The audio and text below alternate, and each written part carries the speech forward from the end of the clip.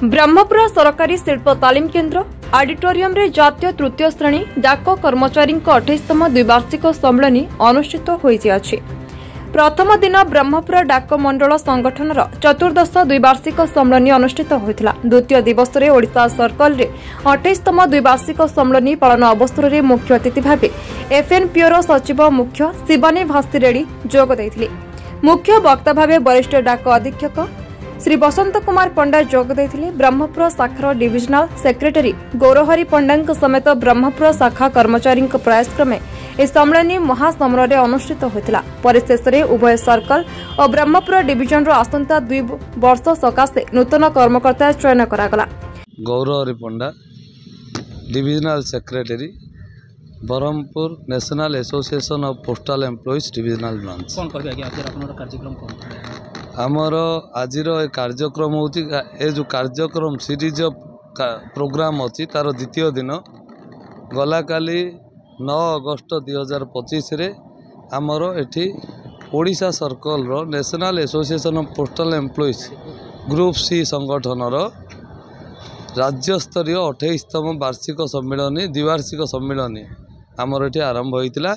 आज द्वितीय दिन गता काली आमर ये द्विवार्षिक सम्मेलन प्रारंभिक कार्यक्रम पताका उत्तोलन एवं ता सहित आमर संध्या बेले ब्रह्मपुर डिविजनल ब्रांच रो 14तम द्विवार्षिक सम्मेलन होइछि।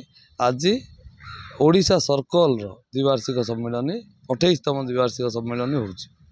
क्रम रे आमर एफएनपीओ रो जनरल सेक्रेटरी शिवाजी वासु रेड्डी मुख्य अतिथि रूप आछंती। स्थानीय Brahmapur senior superintendent post offices Shri Basant Kumar Panda मुख्य वक्ता रूपे अच्छा।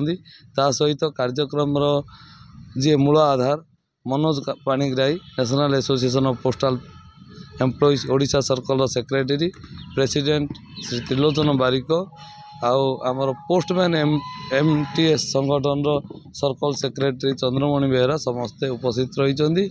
यही जो कार्यक्रम द्वारा आमर कर्मचारी माने जो डे टू डे लाइफ रे विभिन्न समस्यार सम्मुखीन होउछंदी से जिनस को सचिव और मंत्री स्तर में पहुँचापी ये गोटे प्लाटफर्म। ता सहित एक द्विवार्षिक बंधु मिलन आर अन्य एक आधार होची आमर जो 2 वर्ष उत्तर आमर कार्यकर्ता जो चयन हुए डिविजन स्तर राज्य स्तर से सब काली से सब निष्पत्ति आमर ओडिशा सर्कल सेक्रेटरी भावे मनोज पाणिग्राही को आम सर्वसम्मत क्रमे मनोनीत कर। Brahmapur Dayanand Sahu report B news.